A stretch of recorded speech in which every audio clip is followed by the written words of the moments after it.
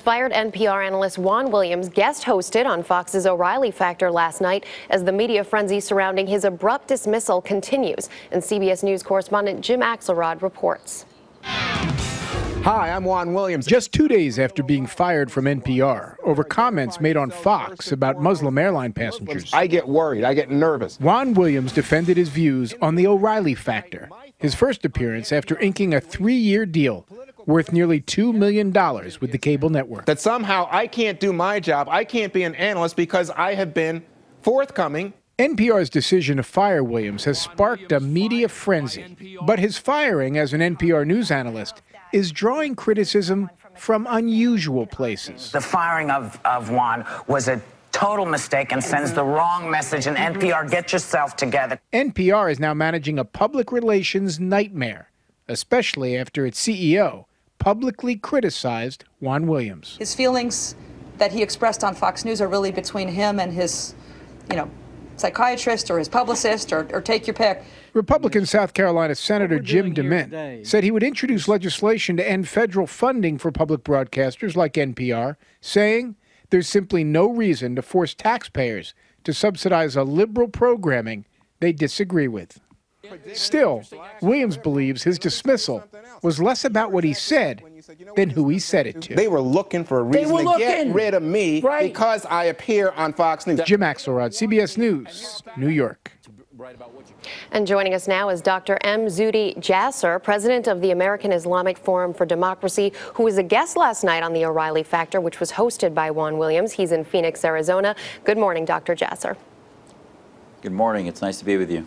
Great to have you. And I want to begin with the original comments that Williams made on Fox. He said that getting on a plane, seeing someone in Muslim garb, that it makes him nervous and fearful. Does that constitute, in your opinion, racial profiling? Absolutely not. I mean, you have to look at his entire comments. In the context of what he was saying, he was being honest about his feelings internally, that there are aspects to the situation of air travel that are fearful to him. And if you look at, for example, let me give you the example of Nidal Hassan. Many of his colleagues at Walter Reed Army Medical Center and the military were also fearful of the things they had seen him talking about, presenting at presentations, and seeing his dress become more conservative and a little unusual to them.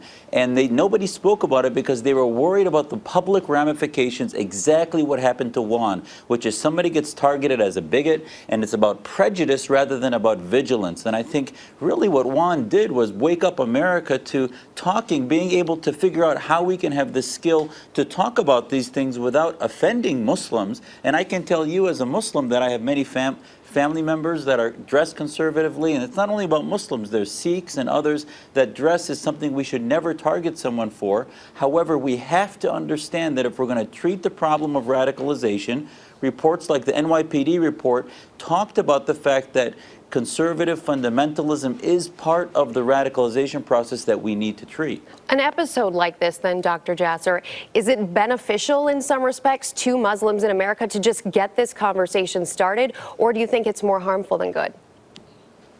I can't tell you how beneficial it is, because it's when you're treating a disease, it's like a 12-step process. We haven't even gotten down past the first step, which is denial. And these organizations that claim to represent us, like the Council on American Islamic Relations, that really initiated this firestorm. Juan wasn't fired on the night he made the comments, or an hour later when it was said. He was fired 2 days later, hours after CARE released their press release saying he should have professional consequences.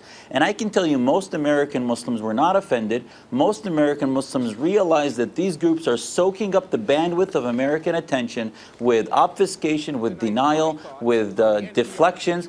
But most of us want to address the problems of reform, want to separate mosque and state, and have the conversation to tell America that we want to lead the fight against radical Islam and not just be victim mongers. So your view would be that most American Muslims would then disagree with the stance taken by the Council on American Islamic Relations, which has come out and attacked Williams for his comments. I can't, and that's in the conversation I had with Juan last night. That's what I was telling him, is that I hope Americans realize that most of us are starting to really get upset with the fact that these groups are destroying our relationships with the American public. Americans are looking upon us not as part of the solution, but really part of the problem, and that maybe the fear he was starting to talk about was it would only go away when Americans see groups like our organization, and we have an American Islamic Leadership Coalition of other organizations that are really focused on national security, the U.S. Constitution, and diversity within our faith, and that we're not just about demanding rights, but we know we have a responsibility to solve this Muslim problem. Thank you for being with us, Dr. Jasser.